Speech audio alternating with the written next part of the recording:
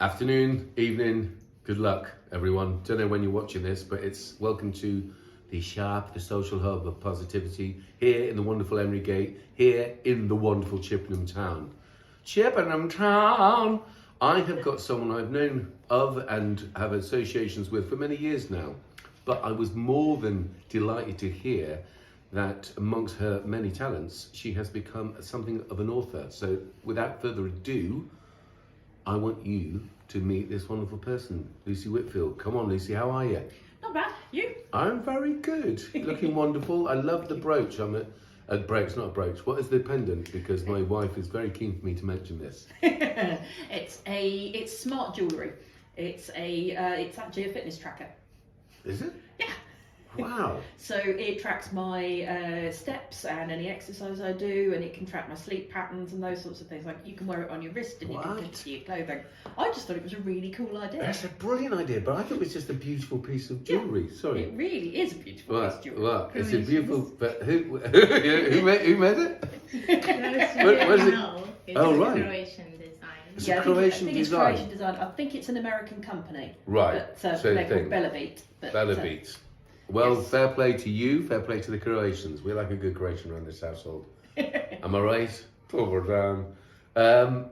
So, now I know you, as you know, we know each other from the Folk Festival. Yep. That beautiful year when you did that Strictly Come Dancing thing. Yeah, Strictly Come we Clogging. got, yeah, exactly, which was hilarious. And then me and Jess Wilkes did a few songs, which was, I have to tell you, was a great honour for us to be able to play. Because one of the great things about Chippenham, and there are many great things about Chippenham, is the Folk Festival. It really is. It's the icing of the cake, isn't living it? here. I think so. I think it brings in people from far and wide, up and down the country. But as a town, you just see so many people that you know who come out and just get in amongst it. Yes. We're really lucky to have that. We're incredibly lucky. Yeah. It's such a good time. It's like my Christmas. Yeah, I bet. Now, is Bob Berry and all the good people still, and is Dick still around? Is he still? I think Dick has resigned finally after many years. What a great man. He's no Stanley. longer on the border. He's just stood down at the last AGM. Amazing And guy. Bob quit just before the pandemic started. So yeah, You're that kidding, was did he? it. Yeah, and we've had someone took over. And yes, it's all gearing up for next year again. Thank goodness for that. Yes.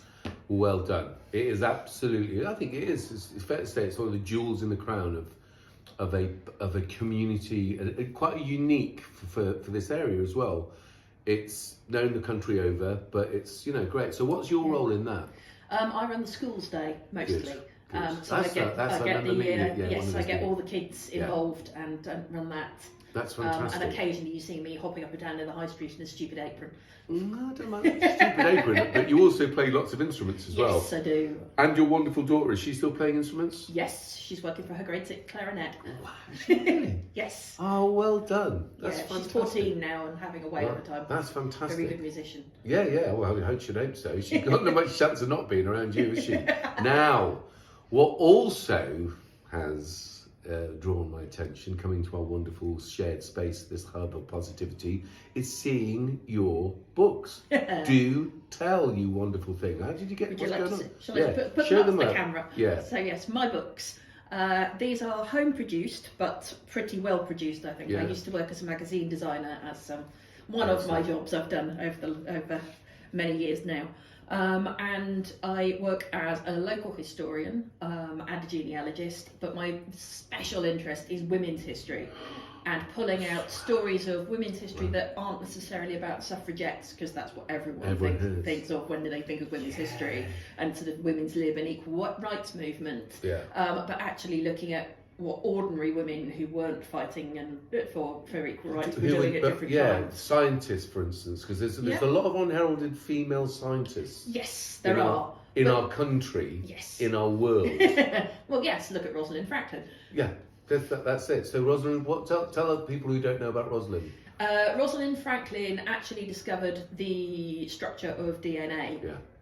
but she didn't get credit for it. The two male scientists who'd also worked Got the Nobel alongside her. Prizes. Yes, they won the Nobel Prizes, and she lived in an era when she probably wasn't able to speak up, and then I think she died of breast cancer really before this could be rectified really and be recognised. A bit like when Mo Mowlam died of cancer, and when they celebrated the peace in Northern Ireland, she barely got a mention. Oh, she was absolutely. huge about it, but not there and not really being John mentioned. Hume got it, didn't he? And Yes. of course, dear old. We will not turn back the clock. Ian Paisley. That's it. Thank you, ladies and gentlemen. I'm in town just for 2 weeks. But yeah, it's true, isn't it? Now we have, and Priestley wasn't. Oh, he's a male, but who recently got a blue plaque? That quite an influential person, was she not? Who is that person? The most recent blue plaque that was put up in Chippenham is Florence Hancock. Right. And No that's relation to Matt. You'll be pleased to hear, everyone. No, she's commemorated on Westmead Lane, sometimes known as Factory Lane. Yeah. The older citizens will know it as Factory Lane. Yeah. And she was first woman president of the TUC. Yes. And very involved in industrial history and union history. Yeah. And got her start in Chippenham. She grew up in what was effectively the Chippenham slums. We had 2 streets of slums here. Poor housing, poor sanitation, those sorts of things. Yeah. And she rose out of that to lead a fight and be part of that, and was made a dame in 1951 in the went on to do an awful lot. So yes, she's commemorated on that blue plaque. The house she grew up in doesn't exist anymore, but they've put it on a house that would have been there at the time, bit further along. Yes, April Barlow, a friend of this parish. April, and also Amelia Hanratty, who owns the other half. So there's 2 halves of that, but yes, it's gone up to April's half. So 2 women own the different. I love it. That's even better. I've actually researched the history of that house as part of this blue plaque going up. You might well be a treasure trove for our young people at Can Do, because we are researching Chippenham in the time of the Civil War. So we'll have a little side conversation. Yes. I'm intrigued. Tell us about your wonderful books. Well, we mentioned Florence Hancock, Yeah. and this is volume 3 of the books, and one of them has got Mary Harding in it, who was actually Florence's mum. Wow. So really? I looked at. Yeah. I'm quite interested in women that haven't ended up being their praises sung, that sort of fly under the radar a bit. Yeah. And who helped make these women the more prominent women and brought them up. Yeah. So Florence's mum was an obvious choice to go and look for someone local. Yeah. And it turned out she was one of the earliest Mormons in Wiltshire. Wow. There was an early Mormon meeting down at Steeple Ashton near Trowbridge, and her parents were really involved in that. She was the daughter of her father's 3rd wife, I think. There were 4 in the end. Wow. Mormons at that time embraced polygamy. Yeah. So there were quite a lot of women around, and I think he married the next wife with almost an indecent haste. Good Lord. Good Lord. Part of that. But certainly Yeah. for the time. Yeah. But I think they probably faced quite a lot of persecution because it was quite unusual. Yeah. Non-conformist religion at the time. Yes. Yeah, So Mary it started in the States, wasn't it? Yes. Was that Joseph Smith? Joseph Smith. Yeah, Joseph Smith. I mean, 1820s, I think. yeah. But by 1840s, it was starting to spread a bit further Utah, around. Salt Lake in that area. Yeah. Yes. They started somewhere in, I think it might have been Pennsylvania, and then They moved. That's right. Yes. They found that. Only because I'm quite intrigued. We used to have different religious people come to our shared house back in the day in Canterbury Street. Just because, I was indoctrinated into the sort of Roman Catholic Church, and we all know where that went. So I'm intrigued. So I used to have priests, and we had Mormons coming over to explain. And it's interesting where the point where you go, oh yeah, and then you go, really though? They said to us about finding those metal. Yeah, the gold plates. The gold plates things. I'm going. That were hidden behind a curtain, and you could only read them out to his wife. Yeah. Only hidden right now. It does make you raise a few eyebrows. Exactly. So I went. So when these Mormons, bless them, bless anyone that's trying to help and whatever. But come on, think about outside the box. Read some books. But they came to the house and they were talking about that, and I was like, wow. I've been indoctrinated by the Catholics, so I've worked out at a very young age that they were what they were up to. Ooh. And thinking that this might be true, and this, that, you know, instead of the 10 Commandments or these tablets of whatever, I was just intrigued. And then it got to this point, I said, wow, those gold things, they're amazing. Where are they now? Oh, they were lost. Were they? And everyone in the room just went, thought we had the proof. Weren't they reburied, I think? Something. Well, Yeah, something something happened like to him. that. Yeah. Something happened to him. Put it this way, you can't see the proof. Not that, but it's just one of those things, you know. Anyway, back to you. One of the first Mormons, bless her. So she decided not to go into the Mormon church. She married a local weaver and ended up having, in Trowbridge, and ended up having a load of kids with him. And quite a lot of them died before they were really only a few months old. I mean, we're talking real poverty, industrial town at that time. Eventually, the husband died too. And then she had another baby that wasn't his. He was born 13 months after the husband had died, so mathematically it's a bit of an impossibility. But he was named after the husband who had died, and she ended up in the workhouse at Semmington. Right, right. Which is where Trowbridge people ended up if they were going to go to the workhouse. And she got herself out and came up here and took up with Jacob Hancock, who was living in Factory Lane and was eventually Florence's dad. And she had children with him, but at least 2 daughters were still in the workhouse. Wow. So they were left there and eventually came back up here. She was quite politically minded. She apparently would heckle political speakers, and Jacob Hancock took... I can't think why anyone would do that, because, you know, for time immemorial, politicians have been... I mean, look at our modern politicians, they're such paragons of virtue. And carry on. This was a rotten borough as well, Chippenham. It was, yes. Yeah, it was quite a lot. Carry on. And yes, so she ended up having more children here. If you add hers to Jacob's, between them they had 20 children, which is going at it. So not all of them survived. It's still a big family. And then she died in 1909, I think it was. But she had breastfed while still at the loom in the cloth factory. She was still working all the way through. Wow. So quite a character. And I've paired her with Isabella Langhorne. Right. I've tried to do sort of contrasting stories of different women in that one. So Isabella was very privileged. She came from quite a moneyed clergyman who had been in Somerset and who had lost her mum at birth, and then her father died when she was very small. And she was taken in as a ward by a woman called Katerina, who eventually married into the family that owned Monkton Park House. Right. Oh, wow. So she grew up there as the adopted child at Monkton House. And then in her early adulthood, she ran off with her adoptive father's brother and married him. Adopted uncle, basically. Yes, effectively, she ran off with her adoptive uncle. Yeah. They lived in St Mary's Street. There's a big house down there. His name was Abraham. It echoes Monkton House in terms of style. Right. So Monkton House is behind it, just the other side of the river. Yeah. And there is this big house. It's now, I think, River House on St Mary's Street. It's divided into flats. It's there. That was her house. He was a clothier. He had works in the back, down by the river, and everything else. And that's how he made his money. They never had any kids, but then Katerina went mad.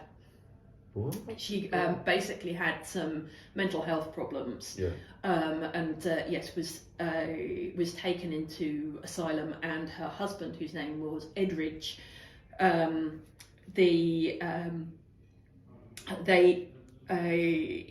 put her in some sort of care asylum, which Isabella wasn't happy with, so she fought to bring her out and got her out and looked after her, particularly after Esmead Edridge died.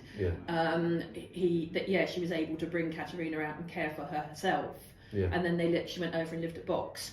Wow. So she's alongside there. So each of these, am I right in thinking that there's 4 volumes? There's 4 volumes at the moment. I have potential to do more. many more. All based around Chippenham. Women? Yes. Wow, women. These are the women of Chippenham. I have stories, because I work as a women's historian, I have stories from all over the country. Wow. But obviously, because I live here, I have a special interest in here. Yeah, no, that's and I want to reunite people in Chippenham with their own history and how the town worked. So within here, I've got various tales of landladies who owned the pubs and people Yeah, who yeah, ran yeah. schools and shops Yeah. and those sorts of things. It's ever been thus, though, isn't it, that women really run the show, don't they? Yes, I think so. It's true. Yes. It is true. I know that people think I'm trying to be mildly whatever. I ain't.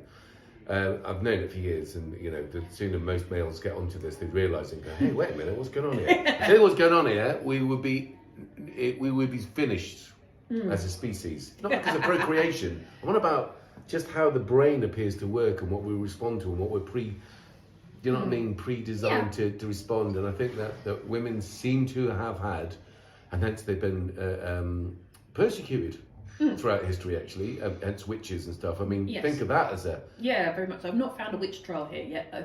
It's on the wish list. Well, I'd love to find a witch It's trial. my witch list.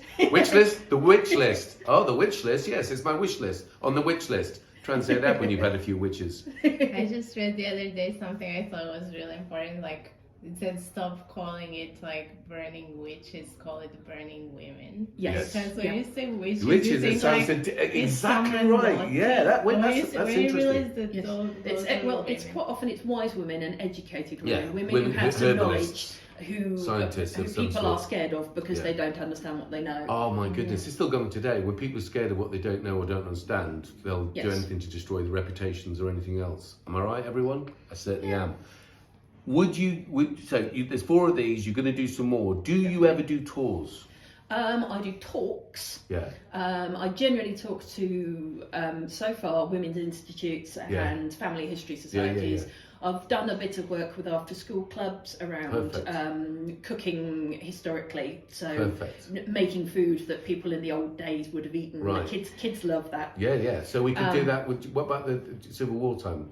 You know I've stuff? got recipes from that era. Yes. Perfect. You know what we're going to be doing at Can Do then, don't you? With this lady who's working. I want to have the real historical experience, so the smell, the taste, as far as Exactly. possible, and then realise what young people of your age had to do back in the day in the same area. So the Civil War, there's lots of buildings that are still around from that time. So it's quite tumultuous. What's that? I don't even know what that word is. Right, listen, we've got... So you're going to get more of these coming out. So we'd like to Thank keep Yeah, of course. Yeah, But we'd like definitely. to think... I think you should do tours. I think it'd be fascinating, healthy, to go. Just when I'm lucky, I knew where you were talking about, and I was thinking, yeah, okay. So you saw the Moulton House, and then the one in Mary Street. Thinking, wow. And then if you had pictures that showed what it looked like at the time, it just Yes. came alive for me. I did a Women of History video back about 18 months ago for the museum, where I did actually go and stand in various locations. Perfect. There and you talk go. about That's them. part So of it. that's still I just available thought that'd online. be nice. I think Yeah. people would I quite would- happily I would once a quite month. like to do that. Right, Yes. well, okay, so we'll share the profits. You book, so they meet you at the Angel for the sake outside the Angel, or here, I don't care where they meet you, but this it'd just be a lovely walk. And then to have, each time you go to this destination, you tell us what happened there. So let's try and do a dummy run, and maybe we'll film you doing it. I'm being Yeah, serious. that could work. I think it's a lovely idea.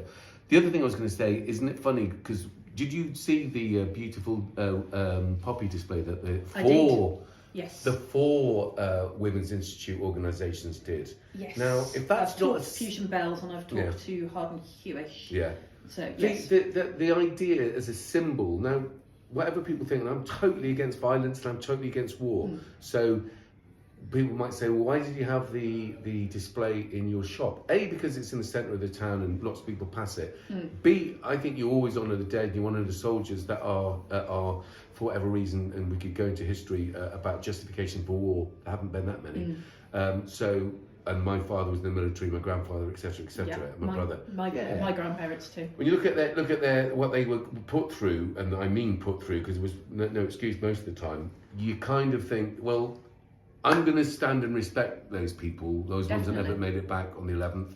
I'm not going to glorify royalty and/or the infrastructure that sent them, because I know it doesn't exist as a moral thing. So why would I? However, the symbol of the work that they combined to do and allowed us all to sort of like be reminded, I have to say, was a really touching. And I know that my friends here, a lot of them are ex-military, were absolutely delighted to have such a thing. And I kind of like the idea that you come across it in a shopping centre I mean, it's Yeah. like all the art in here. It's like people go, wow, this is amazing. Wouldn't expect it. It's like, yeah, kind of that's why it works. Yes, There's it other does. things that go on, there's talks and there's these workshops, of course, and lots of mental health discussions. But people like yourselves doing amazing things, sharing knowledge, Yes. bringing it to Yeah. life. Because you're right, you walk past all these places, you think, well, that's interesting. I wonder what that was. Well, that was The yes. Can Do building. Do you know what that was? That was a cigarette There factory. you go. There you go. She's good. She's too good. Right, we're going to revisit this then. Yes. If you want to do that tour of your historical walks, we'll film it. Good. Right? Yeah. We'll film it. Do We'll it. just work it out how it would work, and we will then work out the thing now, and we'll come up with the next set of books. Yes. Anything else you want to say before we go? When's the folk festival? Tell me that. When's the folk festival? Folk Festival next year is in May. Always the last bank holiday Right. in May. And if any school teachers or people connected to schools, primary schools, if they wanted to get your services to help them get involved in that, for instance, Definitely. get in contact with you. Yes, they can get in contact Lucy? with me or through the Folk Festival office. Yeah, you're a wonderful person. I want to thank you on behalf of everyone in Chippenham. Thank you very much. Get in contact with you. Yes, they can get in contact Lucy? with me or through the Folk Festival office. Yeah, you're a wonderful person. I want to thank you on behalf of everyone in Chippenham. Thank you very much. Good luck with it.